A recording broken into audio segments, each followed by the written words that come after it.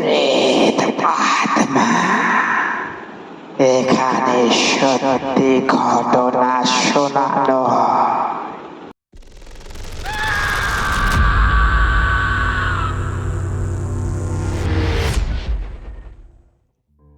Hello বন্ধুরা, সবাই কেমন আছো?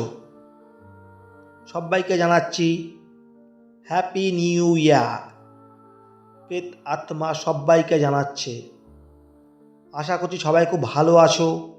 আমি আছি বাবান তোমাদের সাথে।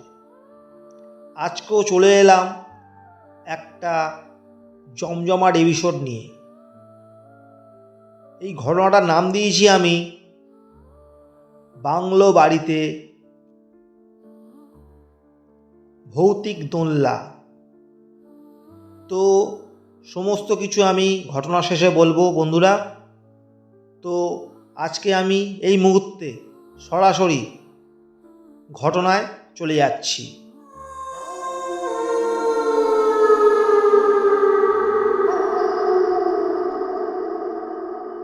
আমি আমার মতো করে ঘটনাটা বলছি। এই ঘটনাটা ঘটেছিল 6টা প্রাণীর সাথে, মানে 6টা বন্ধুর সাথে। তো বেশি দিনকারের ঘটনা নয়, আজ থেকে 4 বছর আগেকারের ঘটনা। তো আমরা 6টা বন্ধু ঠিক করলাম পিকনিক করব। কোথায় না, স্যারের বাড়িতে। তো জায়গার নাম বলছি না, আর আমি এখানে কারোর নামই উল্লেখ করছি না। তো 6টাই বন্ধু ঠিক করলো পিকনিক করা হবে স্যারের বাড়িতে। কি পিকনিক করা হবে? রুটি, রুমালি রুটি কিনে নিয়ে আসবে, আর চিকেন কষা। এই পিকনিক হবে রাতে। 6টার প্রাণী প্লাস স্যার। তার মধ্যে ছিল 2টো বান্ধবী আর 4টে ছেলে। যাই হোক, তো 2টো বান্ধবীর জন্য দেয়া হলো আলাদা রুম, আর 4টে যে ছেলে ছিল বন্ধু তাদের জন্য একটা আলাদা রুম। স্যারের ছিল আলাদা রুম। স্যারের বাড়িটা ছিল গ্রামের সাইড, অনেকটাই ভিতরের দিকে। জায়গার নামটা হচ্ছে প্রপারলি বারুইপুর নয়, অনেকটা ভিতরের দিকে, বারুইপুরের মধ্যেই আর কি। থানা হচ্ছে বারুইপুর। তো আমাকে যে ঘটনাটা পাঠিয়েছে সে বলেছে যে নাম উল্লেখ না করতে, জায়গার নাম। তো এরকম রাতে পিকনিক করা শুরু করলো সন্ধ্যা থেকে। সমস্ত কিছু কেনাকাটা করে নিয়ে এলো। সন্ধ্যাবেলায় পকোড়া, কফি এইসব ছিল। তো এরকম হো আহি অনেক কিছুই করলো। করতে করতে রাতে এবার ঠিক করলো একটু আগুন টাগুন পোহাবে, পুড়িয়ে তারপরে ছাদে গিয়ে একটু, ছাদে একটা দোলনা ছিল।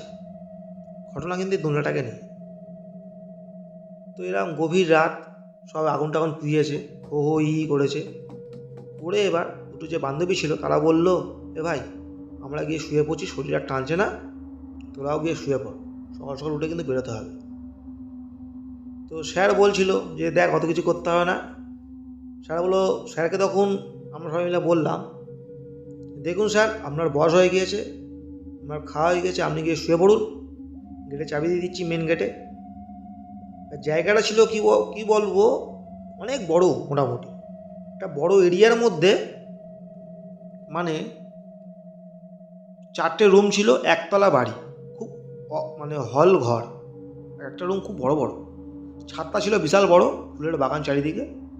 আর সেট করা ছিল যেহেতু, তো এরকম ছাদেতে ছিল একটা দোলনা।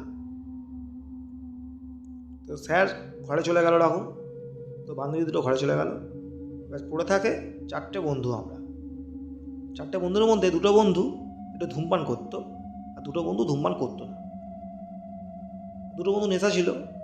2টো বন্ধু বললো, ভাই চল তাহলে আমি আর তুই তাহলে যাই, গিয়ে ছাদে গিয়ে একটু ধূমপান করে আসি।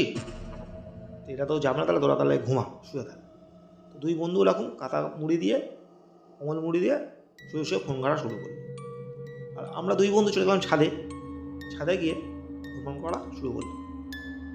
ধূমপান করছি, ঠান্ডা ঠান্ডা হাওয়া দিচ্ছে, পুরো ঠান্ডা, চারিদিকটা পুরো অন্ধকার। তো আমরা বলে তাই বলছিলাম যে এই জায়গাগুলো সত্যি খুব ভুতুড়ে জায়গা, খুবই ভুতুড়ে জায়গা। কারণ এখানে সেইভাবে আলো বাতাস নেই, হ্যাঁ, চারিদিকে বাড়ি ঘরদোর নেই, কারেন্টও নেই তেমন, শুধু ঘরটুকু আলো, না আছে পোস্টার অনেক দূরে। সে আলোচনা করছিলাম আর ধূমপান করছিলাম। তো ওগুলো হয়ে যাওয়ার পরে তো দুটো যে বন্ধু ছিল রাত্রি হচ্ছে থেকে, তারা ফোন করে বলল, এ ভাই অনেকক্ষণ তো হয়ে গেল, নিচে কি আসবি না নাকি? ঠান্ডা তো পড়েছে ভালোই, নিচে চলে যায়। তো তখন বললাম হ্যাঁ যাই, নিচেই যাই, ঠান্ডা লাগছে। তো বলে আমরা নিচে চলে এলাম, দরজাটা ছিটকিনে দিলাম, ছাদের দরজাটা ছিটকিনে দিয়ে আমরা চলে এলাম নিচে এসে আমরা শুয়ে পড়লাম। শুয়ে পড়েছি, চোখটা হালকা লেগে এসেছে, তখন বাজে প্রায় 1টা আপ হয়ে গিয়েছে। তো রাত্রির তখন প্রায় 1টা আপ হয়ে গিয়েছে। তো চোখটা হালকা লেগে এসেছে। হঠাৎ শুনতে পেলাম ছাদেতে দোলনাটাকে চড়ছে মানে দোলনার যে চড়লে যে যেমন সাউন্ড হয় হালকা, সেরকম একটা সাউন্ড কিন্তু কানে আসছে, আমার আসছে, এমনকি আমার সাথে যে বন্ধুটা গিয়েছিল না ধূমপান করতে, তারা একমাত্র শুনতে পাচ্ছে। সে বলছে, এ ভাই রাতে কি দোলনা চড়ছে ভাই? তো বান্ধবীগুলো গেল নাকি ছাদেতে? বলছি না, ছাদে যদি যায় তো গেট খোলার শব্দ তো একটু হবেই। তো আমরা বলাবলি করছি, আমার পাশে যে আর দুটো বন্ধু ছিল সে বলছে, কী হয়েছে তোরা, কী হয়েছে? বলছে যে, এ ভাই তোরা শুনতে পাচ্ছি না, ছাদে তো কে দোলনা চড়ছে। বলছে দোলনা চড়ছে কই, আমরা তো কোনো সাউন্ড পাচ্ছি না। বলছে কী বলছিস, আমরা তো পাচ্ছি। চলো দেখি। বলে এবার 4টে বন্ধু মিলে আমরা পুরো পা টিপে টিপে আস্তে আস্তে গেছি। যখন উঠছি তখনও পর্যন্ত দেখতে পাচ্ছি যে ছাদে কিন্তু দোলনাটা চড়ছে, কিন্তু শব্দ হচ্ছে। তো খুব আস্তে আস্তে গেটটা খুলেছি যাতে শব্দ না হয়। ওই যে কী ব্যাপারটা হলো, দেখি তো এটা কোনো ভূতের ব্যাপার, তার মানে হবে নিশ্চয়ই। ভয়ও পাচ্ছি 4টে বন্ধু মিলে। বলে খুব আস্তে আস্তে দরজাটা খুলে শটাকে দরজাটা খুলে ফেলেছি, স্যাট করে একদম ছিটকিটা খুলে স্যাট করে দরজা খুলে ফেলেছি। খুলে যা দেখলাম বন্ধুরা, যেটা নিজের চোখকে আমরা 4টে বন্ধু দেখেছি, তো বিশ্বাস করতে পারছি না, মানে এখনও পর্যন্ত বিশ্বাস করতে পারি না কি দেখলাম। দোলনায় কিন্তু কেউ নেই, দোলনাটা অটোমেটিক জোরে জোরে দুলছে, মানে কোনো মানুষ দুললে যেমন হয়, বসলে দুললে ভালোই জোরে মনে হয় দুলছে। তো কাউকে দেখতে পাচ্ছি না, কিন্তু পুরো ছাদ অন্ধকার। তো আমরা তো দেখে এটা প্রথমে অতটা ভয় পাইনি, কারণ এটা ভূতের ব্যাপার হতেই পারে না, কারণ দোলনাটা অতটা দুলছে, তো অবাস্তবকর ব্যাপার এখনকার দিনে। তো আমার ভাবার মতো কোনো চোর টোর কেউ এসেছিল নাকি। তো এরকম সঙ্গে সঙ্গে আমরা 4টে বন্ধু চারদিকে ছাদের কোনো ছড়িয়ে গেলাম, পুরো টর্চ ফর্চ মেরে দেখলাম, কিন্তু কাউকে দেখতে পেলাম না। তো সেই মুহূর্তে আমরা তাড়াতাড়ি করে, খুব ভয় লেগে গেছিলো বলে তাড়াতাড়ি করে এক মুহূর্তে আর ওয়েট করিনি, ওখান থেকে আমরা নিচে চলে এলাম, 4টে বন্ধু ছিটকে দিয়ে দিলাম। তো বন্ধুগুলোকে বললাম, দেখ ভাই যা হওয়ার হবে, এটা ভৌতিক ব্যাপার, যত সম্ভব চল নিচে গিয়ে শুয়ে পড়ি, কাউকে কিছু বলার দরকার নেই এখন। বলে এবার নিচে গেলাম, নিচে গিয়ে কাঁথা কম্বল মুড়ি দিয়ে শুয়ে পড়লাম। তো শুয়ে এইগুলো আলোচনা করতে তো ঘুমিয়ে পড়েছিলাম, চোখ লেগে গেছিল। যখন বাজে 3:20 নাগাদ, 3:20 থেকে 25 সামথিং, তখন আমার ঘুমটা হালকা ভেঙে গেছিলো। কারণটা হচ্ছে কি, আমি স্পষ্ট ফিল করছি যে আমার ঘরের মধ্যে, মানে আমাদের কাছে 4জন শুয়ে রয়েছি যে ঘরটার মধ্যে, সেই ঘরের মধ্যে একটা মানে চুল ছাড়া কালো কুচকুচে মহিলা, স্পষ্ট দিলাম পুরো কুচকুচে কালো চুল ছাড়া একটা মহিলা ঘরের মধ্যে হাঁটাচলা করছে, একবার এপারে যাচ্ছে একবার ওপারে যাচ্ছে, হাঁটাচলা করছে। তো আমি এটা স্পষ্ট দেখছি, কারণ আমার চোখটা তখন ঘুম চোখে, কিন্তু যে ঘরের মধ্যে কেউ থাকলে তো হাঁটাচলা করলে তারা সাউন্ড তো পাবে হালকা ঈষৎ। তো সেরকমই একটা ফিল করলাম আমি, যে ঘুমের ঘোরে কিন্তু নয় এটা, যে ঘুমের ঘোর স্বপ্ন দেখছি। আমার মানে সেই ক্ষমতা নেই যে আমি ওদেরকে ডাকবো, ডেকে বলবো যে ভাই এটা কে ঘরের মধ্যে, আমি সব দেখতে পাচ্ছি, কিন্তু আমাকে মানে একটা অন্যরকম জগতে চলে গিয়েছি সেই সময়। তো যে ডাকবো, আমি যে হাত নাড়িয়ে যে ডাকবো যে ওটা কে, ডাকতে যাব মানে একটা মানে চাইছি যে ডাকবো, সেই মুহূর্তে সঙ্গে সঙ্গে দেখলাম যে ঘরের দরজার এপার থেকে ওপারে চলে গেল, গায়েব হয়ে গেল। তো সেটা দেখে তো খুব অবাক হয়ে গেলাম, যেটা কী করে সম্ভব।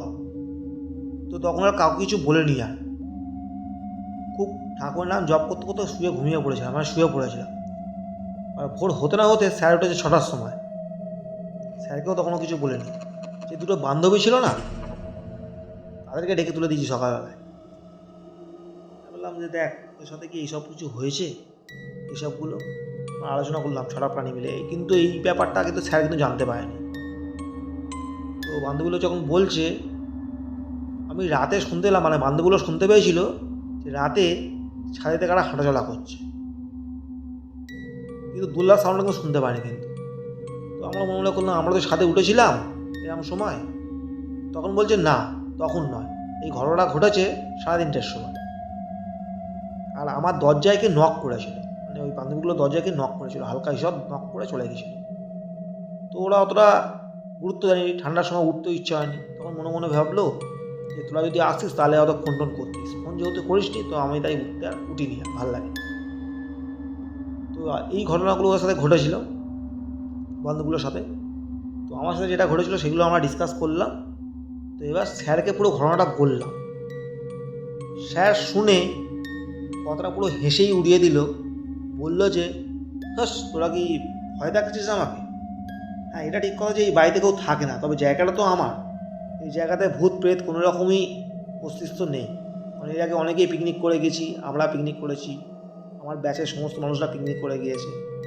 বাস, এসব কখনো হয় নাকি? তো তাহলে ভুলভাল দেখি যত ইয়ে করেছিস। তো বন্ধুরা কী বলবো, আমাদের এই ঘটনাটা কেউ বিশ্বাস করেনি। তো স্বাভাবিক, বিশ্বাস না করাটাই স্বাভাবিক, এখনকার দিন এগুলো হয়।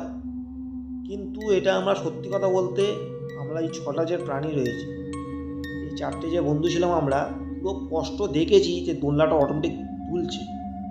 আর আমি তো নিজের চোখে দেখেছি যে পুরো ঘরের মধ্যে পুরো আবছা, মানে এরকম আবছা ঠিক নয়, পুরো কুচকুচে কালো একটা মহিলা ঘরের মধ্যে হাঁটাচলা করছে। তো এটা কী করে সম্ভব? তাহলে ওটা কী ছিল? কিন্তু কারোর কোনো ক্ষতি হয়নি। তো আমি তাই মনে মনে বলি যে ভাবি যে ঘরের মধ্যে অত ধূপ ধুনো পড়ে না, শাঁখে ফুঁক পড়ে না, যার জন্য হয়তো এগুলো দেখা যায়, কিন্তু কোনো ক্ষতি করে না। তো বন্ধুরা, তোমাদের ঘটনাটা কেমন লাগলো? তো ঘটনা ঠিক এরকমই ছিল। ঘটনাটা আমাকে পাঠিয়েছিল বাড়িপুরের ঘটনা, কিন্তু কে পাঠিয়েছে তাদের নাম উল্লেখ করছি না, তো যেহেতু তারা বারণ করেছে। যাই হোক, সে লিখেছে যে ওদের কাছে আরও ভালো ভালো ঘটনা রয়েছে, রিল লাইনের ঘটনা রয়েছে, ঘর ভাড়ার ঘটনা রয়েছে, ও কালেকশন করে রেখেছে। যাই হোক, তো তোমাদের অসংখ্য ধন্যবাদ বন্ধুরা এরকম ঘটনা পাঠানোর জন্য। তো এরকম ঘটনা আজ পর্যন্ত কেউ পাঠায়নি, তুমি এই ফার্স্ট টাইম পাঠালে।